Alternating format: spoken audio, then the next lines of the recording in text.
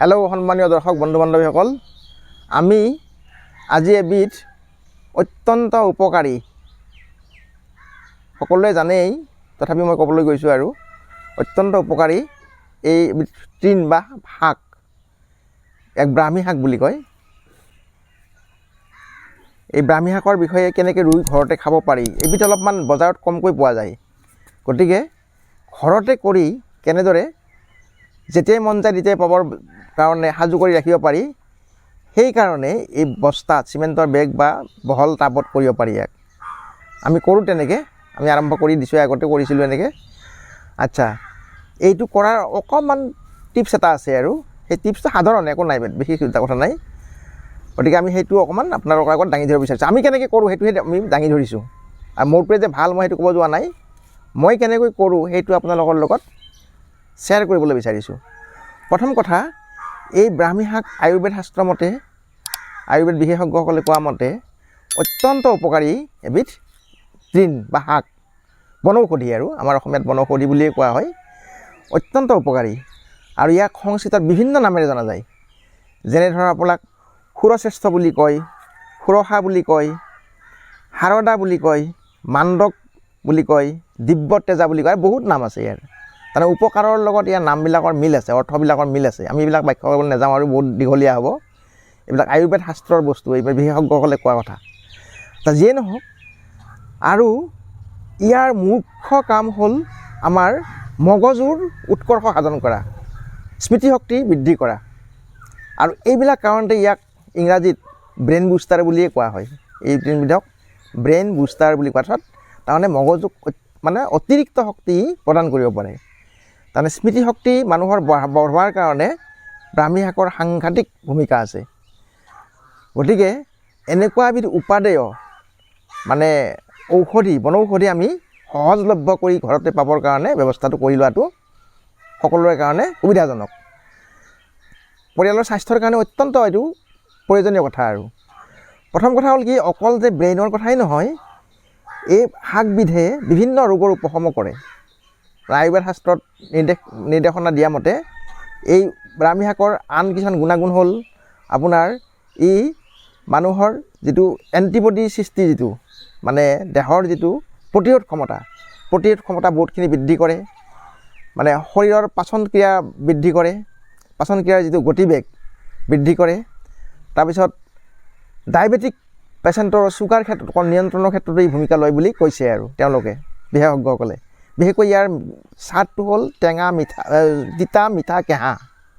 এই তিতা গুণৰ কাৰণেই হয়তো ইয়াৰ ডায়েবেটিক নিয়ন্ত্ৰণতো যথেষ্ট ভূমিকা আছে। তাৰপিছত আপোনাৰ তেজ শোধন কৰে।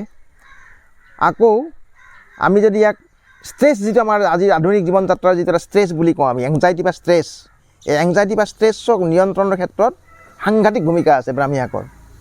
আৰু এটা আজিকালি মানুহৰ এটা অভিশাপ বুলিয়ে ক'ব লাগিব মানৱ জীৱনৰ কাৰণে, বৃদ্ধ বয়সত যিটো আমাৰ এলজাইমাৰ বুলি এটা বেমাৰ হয়, বেছিভাগৰে, নোহোৱাও আছে বাৰু, বেছিভাগৰে হয়। এলজাইমাৰ ৰোগটো বৰ সাংঘাতিক দুখজনক বেমাৰ এটা, আৰু পাহৰি যোৱা, কথা পাহৰি যোৱা, কাম পাহৰি যোৱা। এই এলজাইমাৰ ৰোগৰ প্ৰতিৰোধক হিচাপেও এই ব্ৰাহ্মী শাকবিধে বলিষ্ঠ ভূমিকা লয় বুলি আমি তথ্যত পাইছোঁ। আৰু গতিকে ইমানবোৰ আৰু বহুত আছে উপকাৰিতা, মই আৰু গোটেইখিনি ক'বলৈ গ'লে বহুত দীঘলীয়া হ'ব, নক'বলৈ নাযাওঁ। গতিকে ইমানবোৰ উপকাৰী বস্তু এটা, আৰু বিশেষকৈ ল'ৰা ছোৱালীক আমি সিহঁতৰ মগজু ডেভেলপমেণ্টৰ কাৰণে, বিকাশৰ কাৰণে এইটো সৰুৰ পৰা সিহঁতক খোৱা অভ্যাস কৰিব লাগে। আৰু সৰুৰ পৰা যদি খোৱা অভ্যাস কৰা হয়, তেতিয়াহ'লে ইয়াৰ উপকাৰিতাটো বা গুণাগুণটো খুব ভাল ধৰণে পোৱা যাব।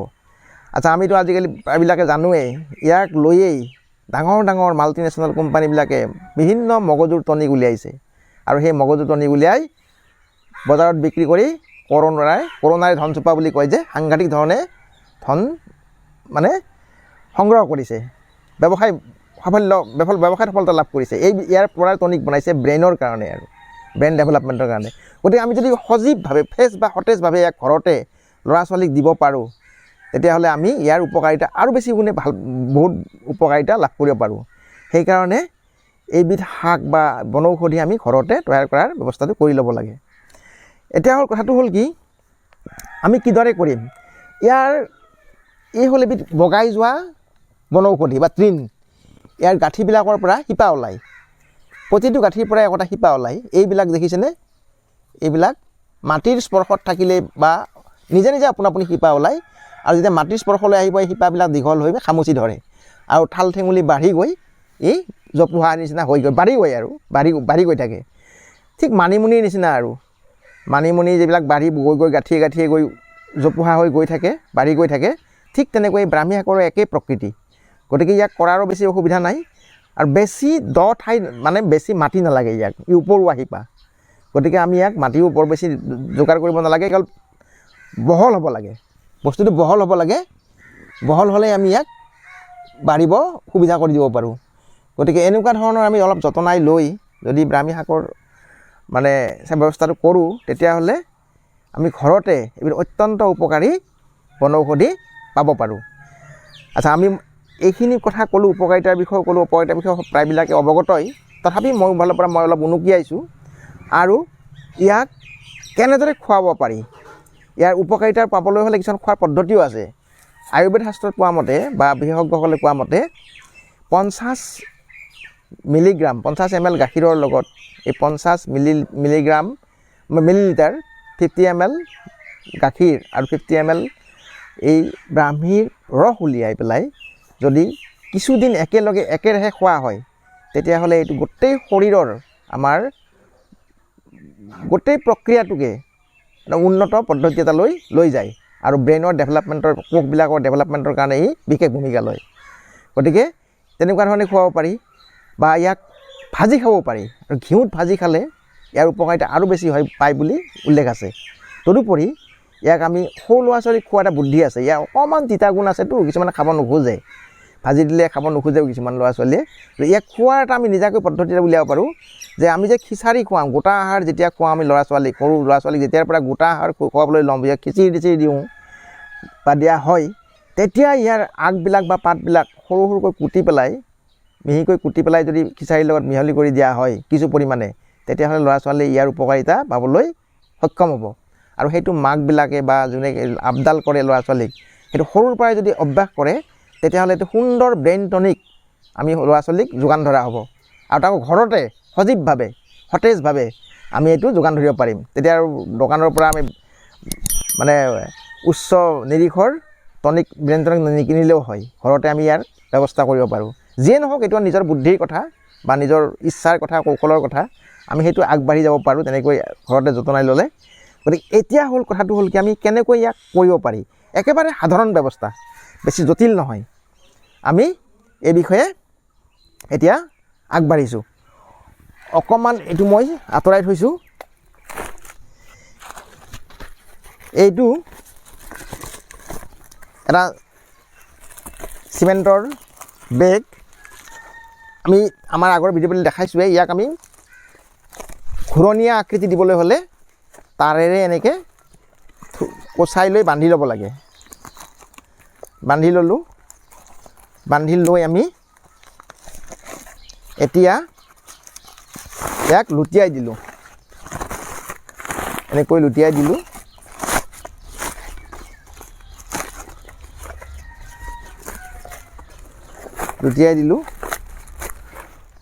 আচ্ছা, ইয়াৰ মই বৈজ্ঞানিক নামটো ক'ব পাৰিলোঁ। ইয়াক ব্ৰাহ্মী শাকৰ বৈজ্ঞানিক নাম হ'ল বাকপা মণিয়ৰি।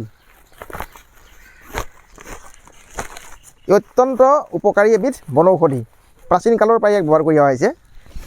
এতিয়া চাব, আমি ইয়াত ফুটা কৰি থোৱাই আছে, তলৰ ফালে আমি বিন্ধা কৰি থৈছোঁ। প্ৰথম আমি ইয়াত আমি বালি ভৰাম। বালি ভৰাই দিম অলপ, যাতে পানীটো সৰকি যাব পাৰে, আৰু বালি ভৰাই দিম এনেকৈ। বালি ভৰাই দিলোঁ। বালি ভৰাই দিয়াৰ পিছত আমি এনেকৈ বালি ভৰাই দিলোঁ। বালি ভৰাই দিয়াৰ পিছত এয়া আমাৰ ইয়াত বিভিন্ন চূণ মিহলোৱা আছে, তাৰপিছত কেঁচুসাৰ মিহলোৱা আছে, অলপ গোবৰ দিয়া আছে। গতিকে এইখিনিত আমি আকৌ অলপ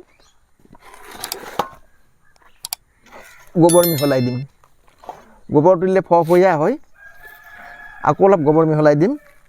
আৰু অলপ পাত দিম, শুকান পাত। আমি লেয়াৰ হিচাপেও দিম বাৰু পাতটো। এতিয়া আমি ইয়াত ভৰাই দিলোঁ, মাটিখিনি ভৰাই দিলোঁ।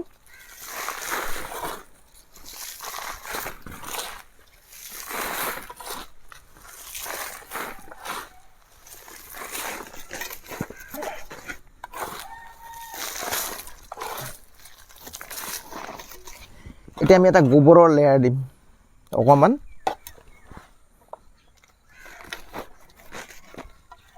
শুকান গোবৰ এইটো। তাৰপিছত অকণমান অলপ গছপাত দিম।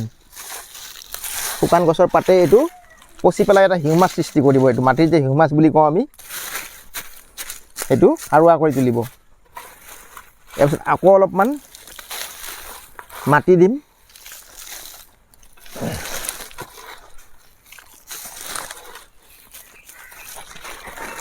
তাৰমানে মাটিটো আমি কিদৰে দিম, কেনেকৈ বনাই ল'ম, তাৰ ওপৰতে বহুতখিনি নিৰ্ভৰ কৰে। ইয়াৰ পিছত আমি গোবৰৰ লেয়াৰটো ফাইনেলি দিম আৰু শেষত দিম এইটো।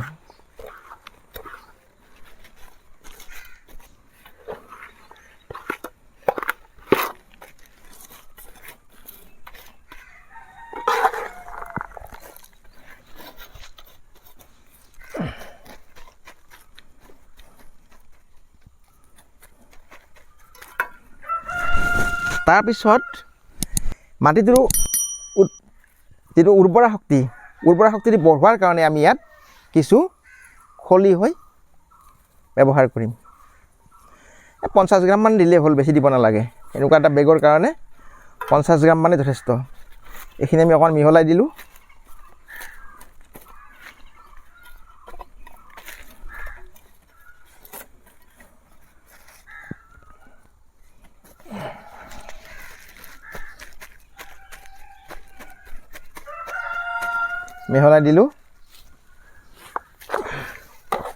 সামান্য মাটি দিম আমি আকৌ আৰু।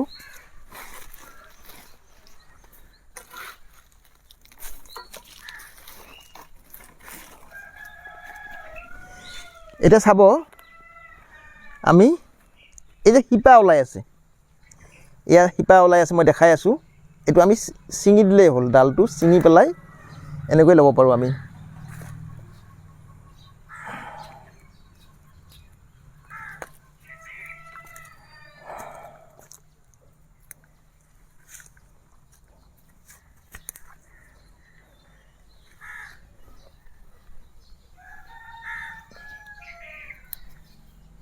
বেছি নালাগে, এইকেইডাল হ'লেই হ'ব। এইবিলাক দেখিছেই, এইবিলাক বগাই যাওঁতে শিপা ওলাই, তাৰমানে ওলমি গ'লেই শিপা ওলাবই। তাৰমানে ইয়াৰ এটা প্ৰকৃতিৰ নিয়মে, ই মাটি খামুচি ধৰাৰ কাৰণে শিপা ওলাই, আৰু যেতিয়া মাটি পাব এই শিপাবিলাকে ই খামুচি ধৰি দীঘল হৈ বাঢ়ি যাব। গতিকে আমি এনেকৈ ইয়াত দি দিলোঁ। আৰু শিপা অকণ নললাও কথা নাই, চিধা আমি এনেকুৱা আমি ব্ৰাহ্মী শাকো আমি ইয়াত দিওঁ যদি, ই ভাল মাটিৰ সংস্পৰ্শত পানী পাই থাকিলে গাঁঠিবিলাকৰ পৰা এনেকৈ শিপা ওলাবই। এই ধৰ্ম, এইটো উদ্ভিদৰ ইয়াৰ ধৰ্ম আৰু স্বাভাৱিক ধৰ্ম, প্ৰাকৃতিক ধৰ্ম এইটো। আৰু ইয়াৰ ফুলবিলাক দেখিছেনে, অকণমান লাইট বেঙুনীয়া, বগা বেঙুনীয়া আৰু। গতিকে ইয়াক চিনি পোৱাটো সহজ, সৰু সৰু ফুল। এনেকৈ দি পেলাই আমি এতিয়া ইয়াত প্ৰথমতে অলপ গোবৰ দিম, শুকান গুড়ি গোবৰ এনেকৈ দি দিম।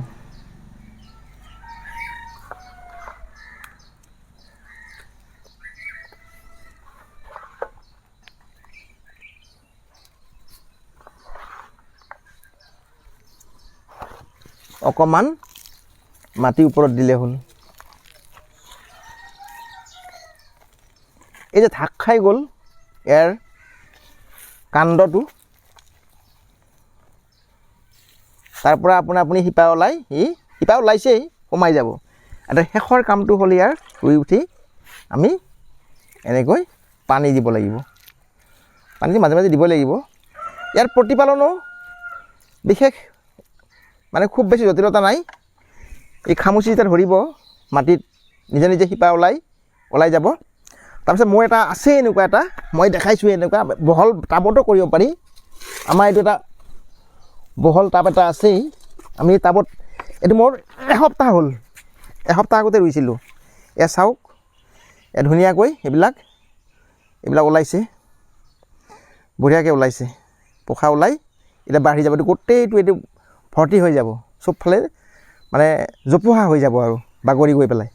গতিকে আমি এনেকৈ যদি ঘৰতে যোগাৰ কৰি ল'ব পাৰোঁ, সুন্দৰকৈ যদি এনেকৈ যোগাৰ কৰি ল'ব পাৰোঁ, তেতিয়াহ'লে আচলতে কি জানেনে, আমাৰ কথাটো হ'ল কি, আমি কোৱা নহয়, বিশেষসকলে কোৱা কথা, আমি যিকোনো ঔষধি বস্তুৱে, বনৌষধি হওক বা আন ঔষধেই হওক, আমি যদি এদিন দুদিন ব্যৱহাৰ কৰোঁ তাৰ সফলতাটো বা মানে গুণাগুণটো পোৱা নাযায়। গতিকে একেৰাহে 15-20 দিন বা এমাহলৈকে যদি আমি ইয়াক ব্যৱহাৰ কৰোঁ, তেতিয়াহে ইয়াৰ গুণাগুণটো কিছু পৰিমাণে পোৱা যায়।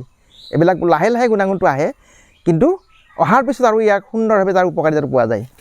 গতিকে সেইকাৰণে আমি সদায় ব্যৱহাৰ কৰিবৰ কাৰণে, এনেকৈ ঘৰতে পাবৰ কাৰণে ইয়াক এনেকৈ কৰি ল'ব লাগে। বজাৰত গ'লে যেতিয়া তেতিয়া এই শাকবিধ পোৱা নাযায়, ইয়াৰ উৎপাদনটো অলপ কম, বজাৰত কেতিয়াবাহে দেখা পোৱা যায়, মানে সদায় ইয়াক আমি ওলোৱা দেখা নাপাওঁ। সেইকাৰণে ঘৰত পাবলৈ হ'লে আমি যদি অলপ কষ্ট কৰি এনেকৈ 3-4টা বা 2টা 5-4-5টা টাবতে হওক বস্তাতে হওক কৰি লওঁ, তেতিয়া আমি ল'ৰা ছোৱালীকো দিবলৈ পালোঁ, নিজেও খালোঁ, আৰু অত্যন্ত উপকাৰী এই শাকবিধ আমি এনেকৈ যতনাই ল'লে পৰিয়ালটোৰ স্বাস্থ্যৰ কাৰণে অত্যন্ত মানে কামত অহা হ'ব বুলি আমি ধাৰণা কৰোঁ। আৰু সেইকাৰণে আমি কৰা পদ্ধতিটো আপোনালোকৰ আগত এনেদৰে দাঙি ধৰিলোঁ। কিবা মতামত থাকিলে জনাব। ধন্যবাদ। আজিলৈ ইমানতে সামৰিলোঁ।